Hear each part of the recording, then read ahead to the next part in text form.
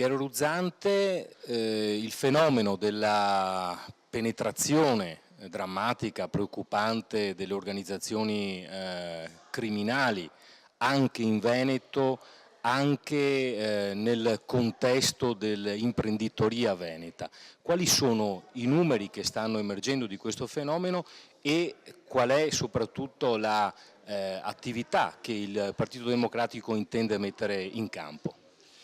Innanzitutto dobbiamo dire che di questo fenomeno per troppo tempo non se ne è parlato e qualcuno lo negava addirittura. Mi riferisco all'ex ministro degli interni Maroni che si offese di fronte a una dichiarazione dello scrittore Saviano che aveva detto che purtroppo c'era un fenomeno di penetrazione di mafia, 'ndrangheta, camorra al nord.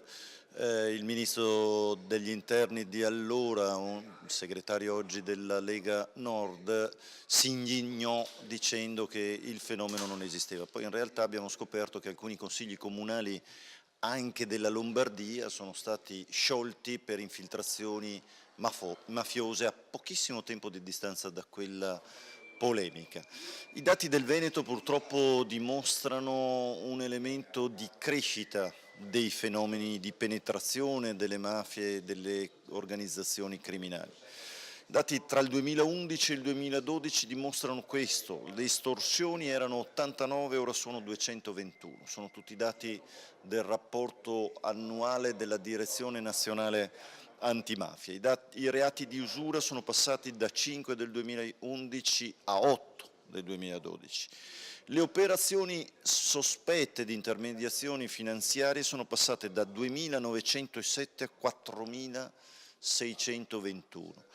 Le operazioni richiamate dalla SOS Riciclaggi sono passate da 8 a 38. Gli stessi riciclaggi sono raddoppiati da 42 a 96. Sono tutti segnali e fenomeni che dimostrano un incremento anche superiore rispetto ai dati nazionali. Quindi il Veneto, pur avendo dei numeri molto inferiori rispetto ad altre regioni a più forte infiltrazione mafiosa e camorristica, hanno una crescita esponenziale maggiore rispetto agli altri dati nazionali.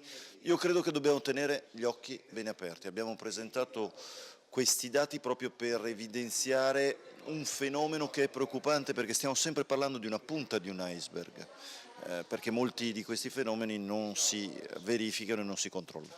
Il gruppo del Partito Democratico, grazie al collega Roberto Fasoli, ma un'azione collegiale e collettiva di tutto il gruppo, ha promosso e votato all'unanimità, ha fatto votare all'unanimità la legge regionale 48 del 2012, una legge buona, una legge importante che si pone il tema del contrasto alle organizzazioni criminali, ma al tempo stesso anche della educazione alla legalità, perché queste due cose devono essere tenute insieme.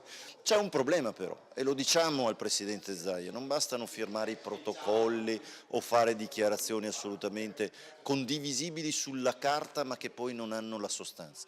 Quella legge dice che ci deve essere una stazione unica appaltante nel Veneto, perché questo è il modo attraverso il quale controlliamo sia la presenza delle organizzazioni criminali o delle infiltrazioni mafiose, sia diamo, io credo, una pulizia e trasparenza al sistema degli appalti del Veneto. Qui nel Veneto sta avvenendo l'esatto contrario, lo spezzettamento degli appalti in risorse più piccole che rischiano di aggirare proprio le normative antimafia. Ecco, io credo che questa sia una cosa molto chiara, molto concreta, che si può e si deve fare: applicare i contenuti di quella legge regionale 48 del 2012, votata all'unanimità ma ancora non applicata nella ipotesi, nella realizzazione della stazione unica appaltante. Faremo anche un'iniziativa importante venerdì 15 novembre presso la Sala Nilde Iotti a Padova, in zona Forcellini, dove ci saranno parlamentari europei Salvatore Caron e Franco Frigo